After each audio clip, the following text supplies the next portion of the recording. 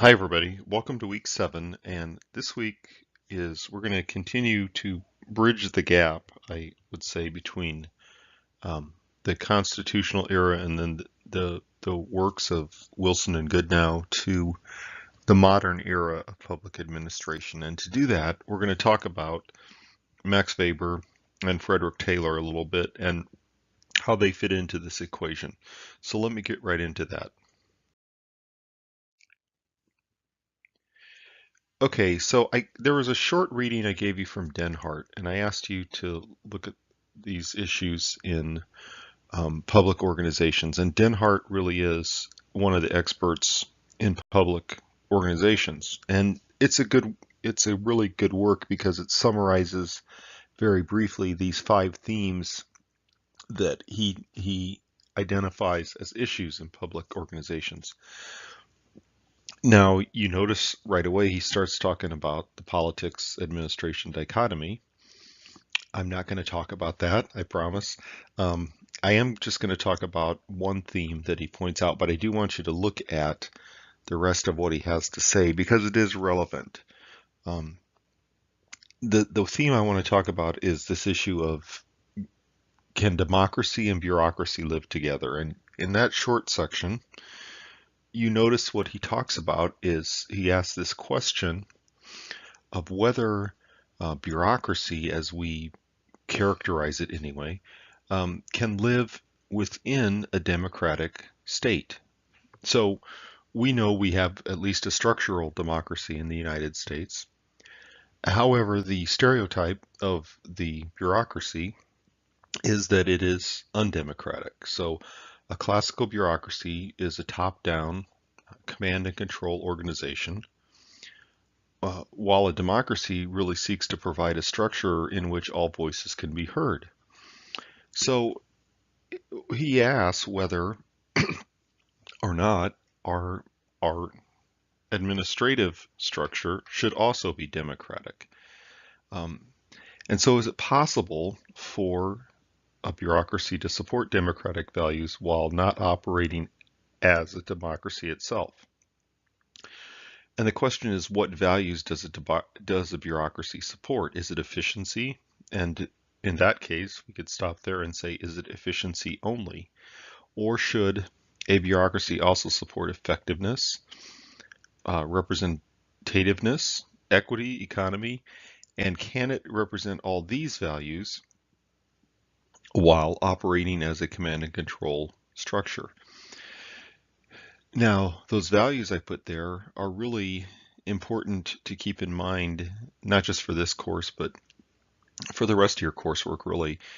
The issues are whether or not any administrative structure or organization support these values of public administration. And we can actually list more values of public administration, but we can at least list efficiency, effectiveness, representativeness, equity, and economy as important values in public administration. And do our organizations support these? These come up again and again, and the reason they come up again and again is really because they're often in conflict with one another. Uh, Equity and efficiency are often in conflict with one another. Effectiveness and efficiency are often in conflict with one another. So these are important points always to have in the back of your mind as you think about how public administration operates. So that's really all I wanted to say about the Denhart article. I want to spend the rest of the lecture just briefly talking about Max Weber, Frederick Taylor, and a little bit on something I didn't have you read, but Henri Fayol. So let me continue with that. So Taylor and Weber are roughly contemporaries, both having lived and done their work in the late 1800s and early 1900s, along with Henri Fayol, whom I'm going to talk about in just a second. But Frederick Taylor is the father of what we call scientific management, which in essence is the development of a science, as he said, to replace old rule of thumb knowledge of workers. It's really an idea that there is one best way to do a task or a series of tasks. And it's the idea that you can establish an ideal ratio, really a truly ideal ratio of management to workers being at about 1 to 3 within any kind of industrial or production situation. And then Max Weber is known as the father of bureaucracy. And it's important to keep in mind right here when we say that, when we use that term, Weber didn't, well, Weber himself thought of the term as bureaucracy as an operative term, not as something pejorative as we know it today. So to call Weber a bureaucrat, he would not be insulted by that. But he thought bureaucracy was the most effective way to run an organization. I should say the most effective organization to use to actually produce results for industry and for society. And so it assumes a lot of things, primary of which is the idea that there are established and written rules that everyone within the democracy understands and abides by. So let me go into just a little more detail. This is going to be a shorter lecture today, but this will help you understand where Taylor and Weber fit into the scheme of things. So really, when we talk about Taylor, we're talking about the beginnings of organizational theory, and this will actually come up in readings next week and the coming weeks. But again, Frederick Taylor is this father of scientific management. So what he says really is that it's difficult, or if not impossible, to manage initiative and incentive in humans. But it is possible to codify the rule of thumb knowledge that craftsmen previously held in their intellect. So what is he talking about here? He's talking about the idea that if you were going to mass produce horseshoes, for example, you would want to be able to codify the rule of thumb knowledge that blacksmiths all had that wasn't written down, but you could actually take all that rule of thumb knowledge, you could query these craftsmen, and you could establish a set of laws or rules that could be applied by managers. And in doing so, the managers would be able to enforce this codified set of rules. So then it's possible to select the best workmen for the appropriate tasks. It's possible to train people to the task and then establish division of labor. And then it's possible for managers to orchestrate this work of the workmen in a precise way.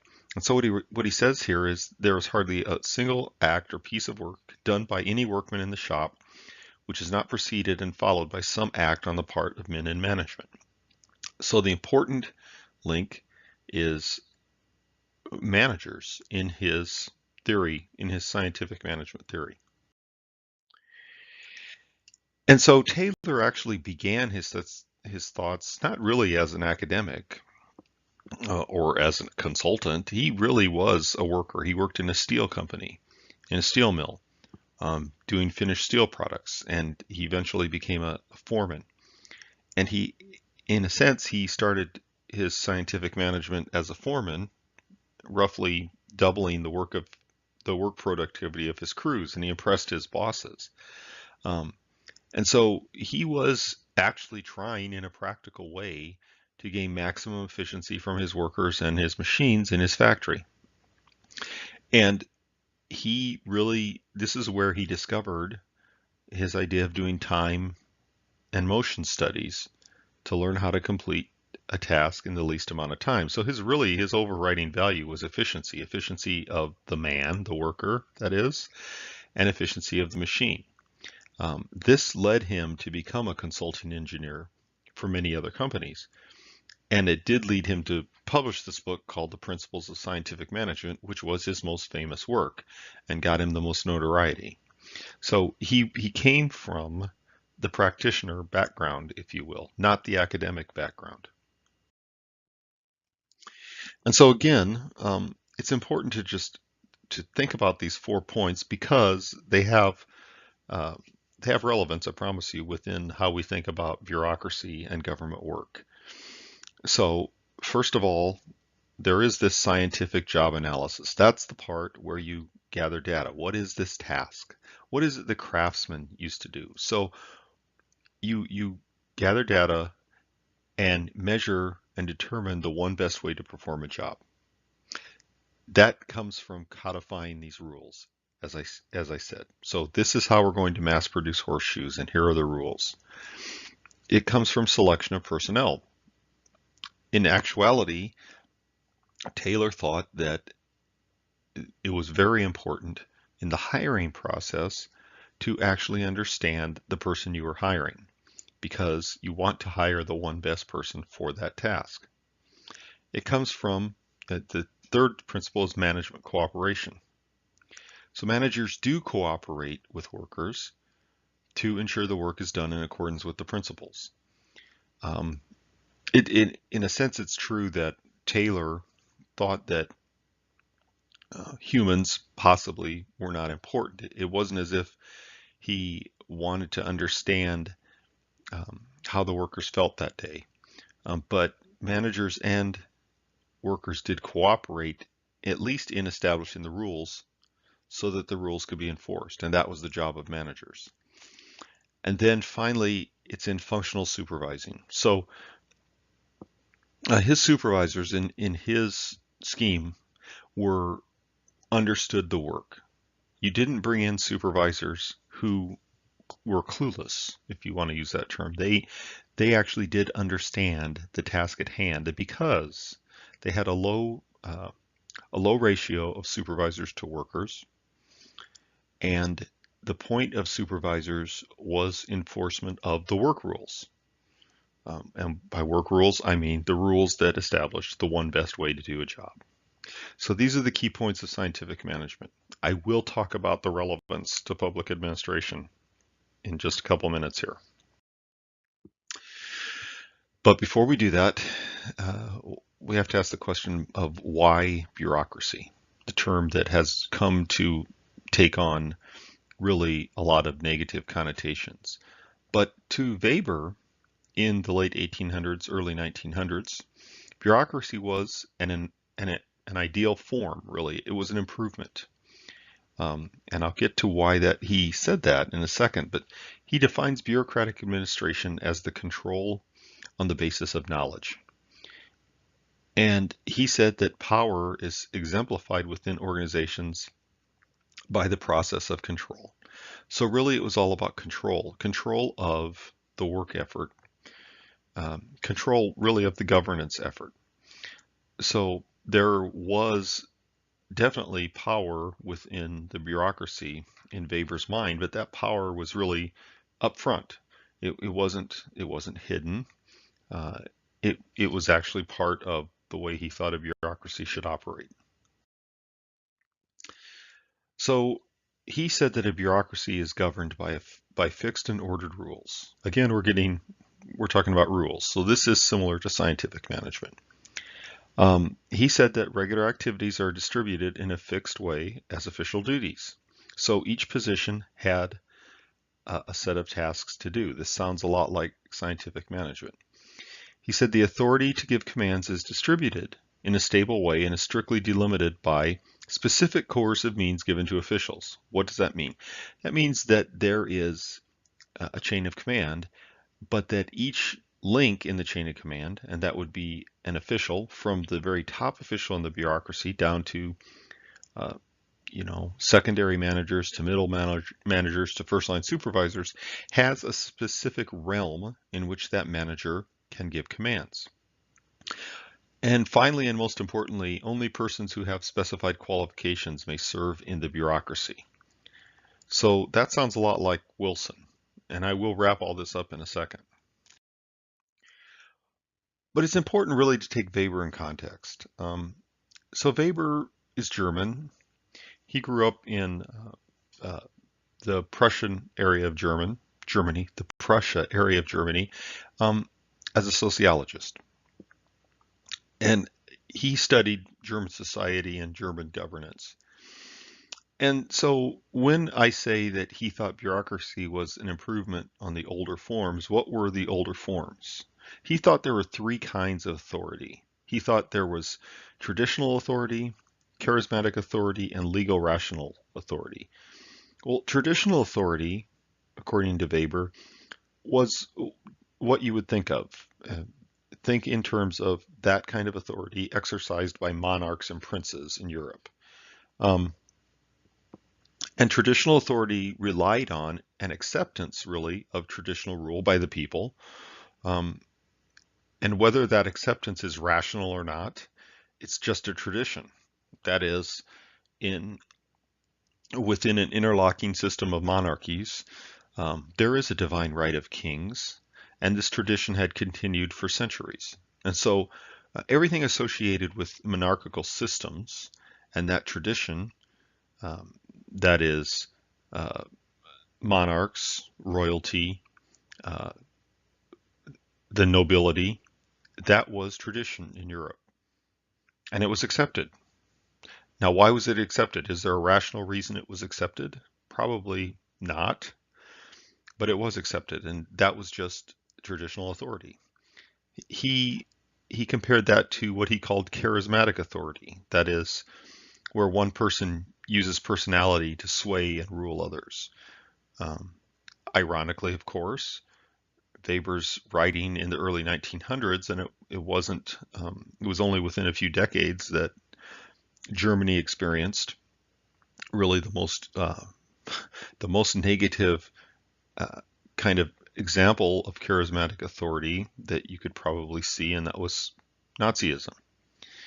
So he thought these two kinds of authorities were outmoded, and he thought that in modern society there there should be legal rational authority as the basis for operating government and society because it provided a foundation of legality um, for for society to go forward. And so this legal rational authority didn't depend on dynastic rule or arbitrary pronouncements. Um, and what he thought was that only a qualified leader should run a bureaucracy. So a bureaucracy was based in a legal code that could be established and that fixes power and has recognized authority. In other words, this establishes some kind of legitimacy. So the legitimacy of a bureaucracy was within its rational legal nature. So that is that there's this principle of fixed and official jurisdictional areas, which are generally ordered by rules, and that is by laws and administrative regulations. So again, fixed rules with a clear chain of command to enforce commands in an impersonal way. That is, commands aren't arbitrary.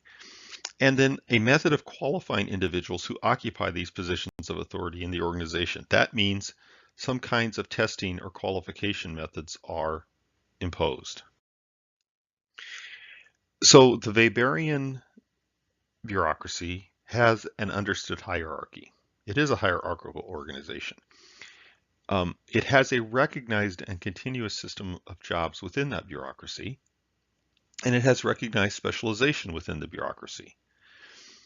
And this idea of impartial and impersonal enforcement and obedience to the rules is very important because each person in the organization is responsible and accountable for obedience to the rules. And if you break the rules, you will be punished. But that's done in an impartial way, ideally. So the manager of a bureaucracy, managers, but the top manager certainly, is not a part-timer. It's not the domain, for example, of a part-time aristocrat, which is the world that Weber came from, and it's important to understand that German nobility often was involved in government as just a traditional thing that nobility did. But he said that really they have no business doing that. What we need in bureaucracies are specialists. Um, they there is a public-private split. There is no mixing of their duties in a public bureaucracy, for example, with the other businesses or anything else they're involved in. There's a split of the finances of those things. And finally, this is a career for a person. So the head of a bureaucracy, this is what this person does as a career. It's not an avocation. It's not a part-time job. This was very important to Weber. I'm going to draw this together after I talk about Fayol for just a second. But Fayol was a contemporary, roughly, of Weber and Taylor. So Taylor, the American, Weber, the German, Fayol is from France.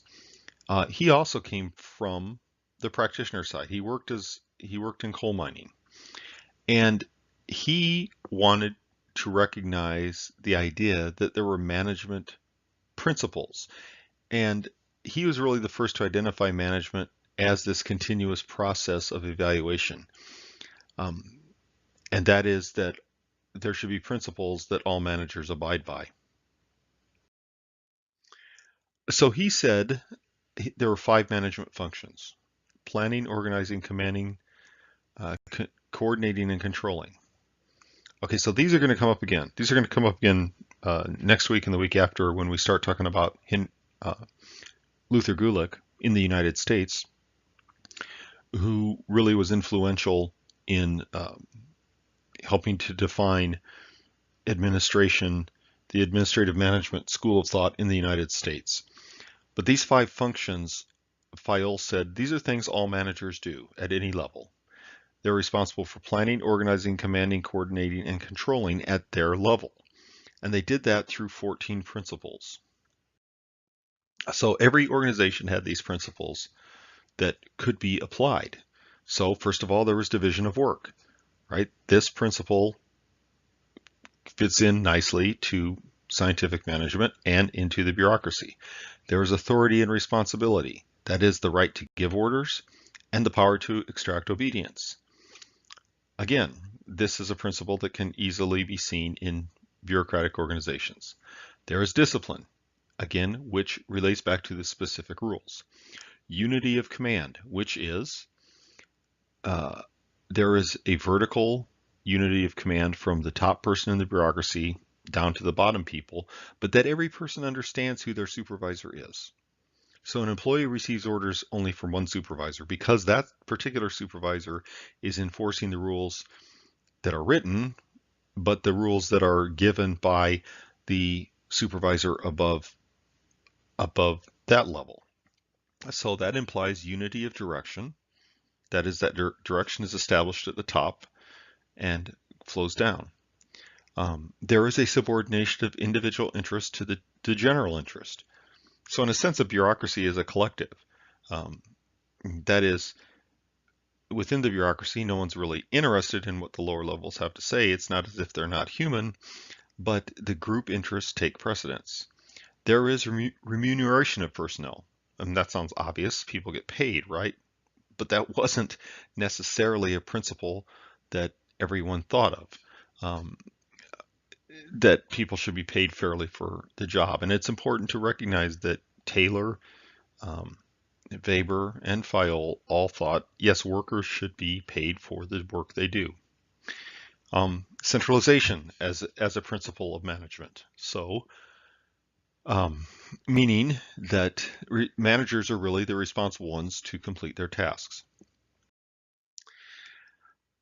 Okay, that little blip. So, the last several, scalar chain, which means there's a chain of command, ultimately from the ultimate authority to the lowest person, right? There is order, which actually implies something we still practice, which is you're not going to be productive if workers have to wait for parts, for example, with which to do their work. The supplies and people have to be in the right place at the right time. Today, we would call that just-in-time logistics. Equity. That is, managers should treat employees fairly and equally. This sounds a lot like what Weber is talking about in a bureaucracy, that rules are impartially and impersonally enforced. Stability of tenure, which implies that we should seek long-term commitment from managers and employees. Initiative, which sounds a little different than what Taylor was talking about, that employees should be encouraged to develop and carry out improvement plans, and esprit de corps. So really, this final one almost sounds a little military, and it's interesting to say that because, any military is a classic bureaucracy, but the point is that people actually are enthusiastic about working for the bureaucracy. So I just put this slide right here because we're not going to talk about Luther Gulick this week, but the thinking of Taylor and Weber and Fayol really were predecessors of Luther Gulick's thinking.